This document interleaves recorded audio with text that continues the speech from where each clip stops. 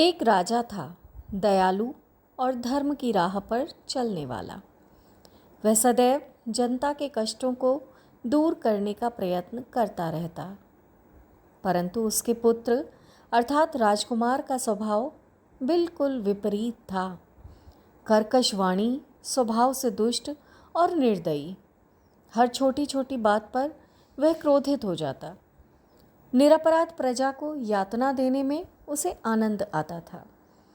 राजा राजकुमार के इस व्यवहार से खिन्न रहता। उम्र के साथ साथ उसके अपराध भी बढ़ते ही जा रहे थे।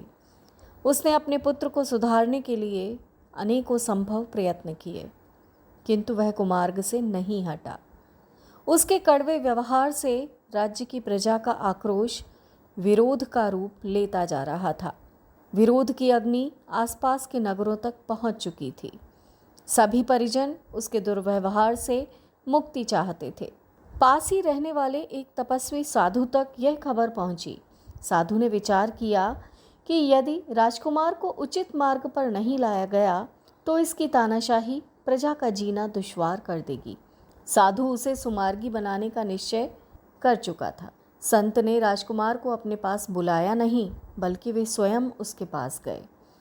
कुछ देर बात करने के पश्चात राजकुमार को वो एक नीम के पौधे के पास लेकर गए और कहा, राजकुमार, ज़रा इस पौधे के पत्तों को तोड़ो, पत्ते को चबाकर बताओ इसका स्वाद कैसा है। राजकुमार ने झट से कई पत्ते तोड़ लिए और एक छोटे से पत्ते को मुंह में चबा डाला। राजकुमार का मुंह कड़वाहट से भर गया। राजकुमार का चेहरा क्रोध से तमतमा उठा। उसने तुरंत सिपाहियों को आदेश दिया, सिपाहियों, इस पौधे को तुरंत यहाँ से उखाड़ कर फेंक दो। राजकुमार, आपने यह क्या किया? राजकुमार ने उत्तर दिया, इस पौधे के साथ यही होना चाहिए था। संत ने कारण जानना चाहा, तब राजकुमार ने जवाब दिया कि अभी यह छोटा सा पौधा है, तब इतना कड़वा है, जब यह बड़ा वृक्ष बनेगा तब तो ये विष ही बन जाएगा। मुझे अपने किए पर कोई पछतावा नहीं है। आखिर संत की युक्ति काम कर गई थी।